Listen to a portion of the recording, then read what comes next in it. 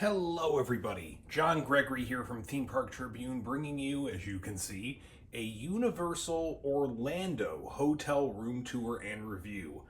I stayed one night at the Loews Royal Pacific Resort, paid $321 thanks to a annual pass holder discount in November 2024, and let's take a look around the room and I'll give you my thoughts on my stay.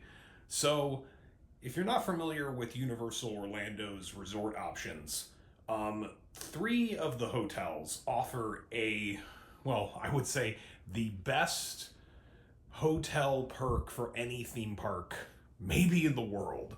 They include an unlimited Universal Express Pass included with your stay for everyone in the room. And that is the major appeal of staying at a place like Royal Pacific, especially since this is the cheapest of those three options. And I have to say that right off the bat, no matter what I can say about the room, makes this incredibly worth it.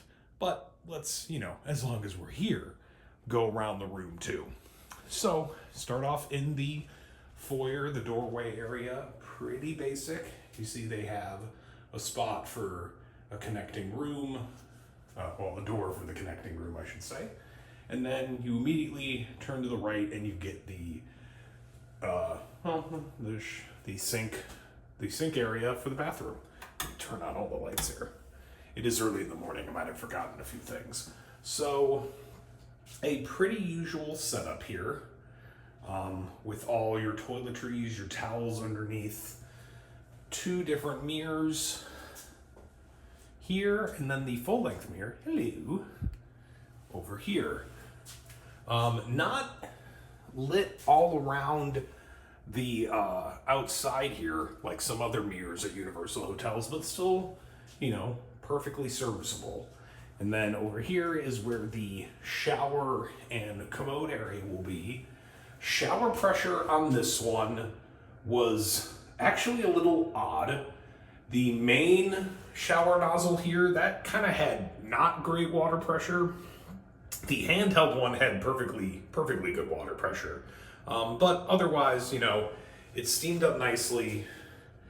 Not a lot to complain about. It's a perfectly good shower.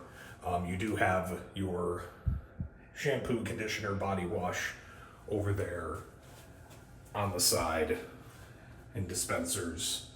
A little bit of art above the toilet, and a toilet's a toilet. Pretty basic thing there. To the left of the door is the closet. This is where you'll find your extra bedding up there if you need it. If you had needed it for a rollaway, that is, in this room. No couch. You have your safe, ironing board, a few extra hangers. Again, all basic stuff. Now on to the beds. Beds were very comfortable. Pillows were actually very good too. Nothing skimped there. The layout in here is kind of what is throwing me off. So, as you can see, we're pretty much flush against the wall for one of the two queen beds.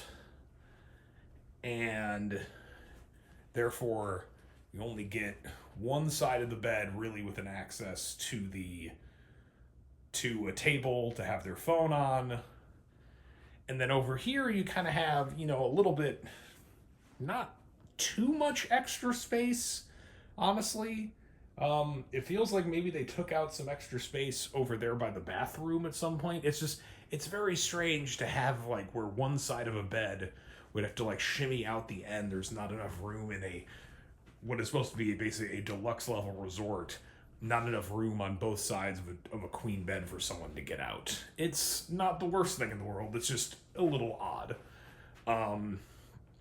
In the middle here, we do not have USB plugs for the center console, but you do actually have a charging mat, in the clock. So, the clock radio, that is.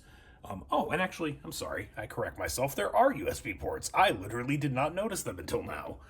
Here, I brought my plug out because I didn't want to have the charging mat and you have a little bit off. Wow, you learn new things during these room tour videos, even for me.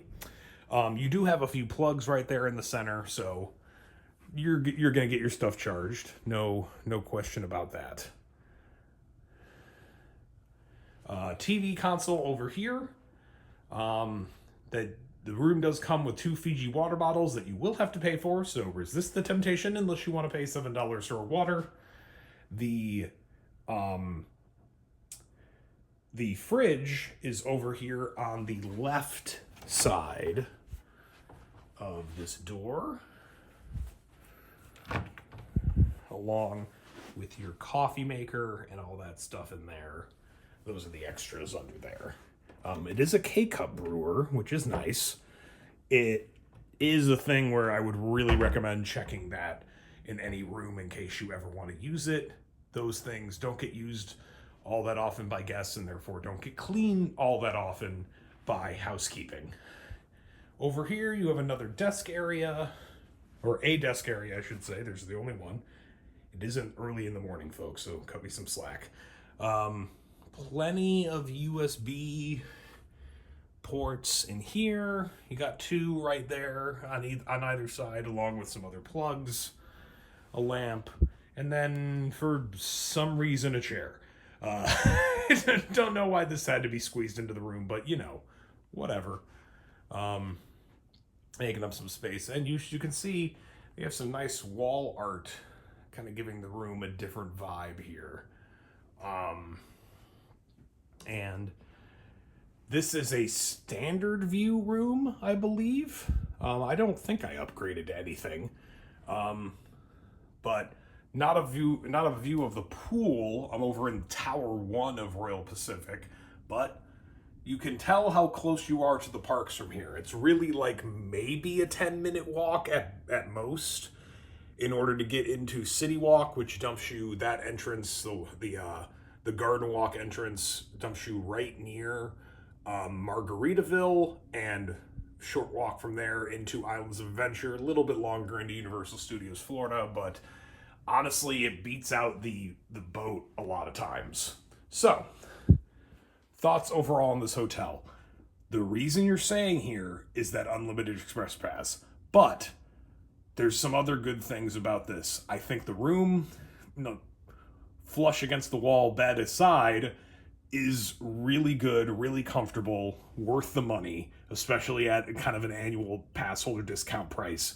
You can, I shouldn't say often, but you can sometimes get it for prices around what I paid, around $300 a night for Royal Pacific. You get that unlimited express pass both on your check-in and check-out day. Even for just one person, that's going to be worth it over buying the express pass in the park separately. It's an amazing deal. It's almost like you can't imagine that they would have agreed to this kind of deal nowadays. It's probably something in the contract from 20 plus years ago with Loews that they have to keep going and take advantage of that as a theme park fan while they're forced to do it. It's just amazing. The rest of the resort, the proximity, the food options, the proximity to the parks is really good. It's definitely another big benefit. The fact you can easily walk within 10 minutes isn't going to wear you out too much, even after a long park day. There is still the boat transportation if you want to save that walk, and that won't take you very long either. You just might have to, if you really want to save your legs. If you get caught in a 15-minute interval, it's probably going to be a worse wait, but you're not walking if that's really important. The rest of the hotel, there's multiple food options, 2 restaurants, and a marketplace for coffee and snacks, multiple shops, big pool, not much of a game room, but how important is that in 2024? I don't know. Honestly, it's just it's a great resort for the money. It's not going to be on the level of the best Disney Deluxes, but Disney Deluxes don't offer these kind of benefits, honestly. They charge you a lot more just for proximity and don't help you out in the parks like Royal Pacific does. So if you can get in a price like this, really under $400 a night, and then get multiple people express passes, it's just I can't even fathom like how good that value proposition is. That's just do it. And you're not gonna be upset with the room, even a standard one, at those prices and the comfort level you get and the amenities you get with everything else. So it's a full-throated endorsement for me. You probably didn't need to hear that, because every person in the theme park world will tell you how good of a deal this is with the Unlimited Express. But anyway, those are my early morning thoughts on Royal Pacific. Yeah, it's worth it. Do it. Anyway, keep like, comment, and subscribing all the other videos on this channel, all the other hotel reviews we do. If you want something more full, more written out, check out themeparktribune.com. All right, thanks everybody. Take care and have fun in the parks.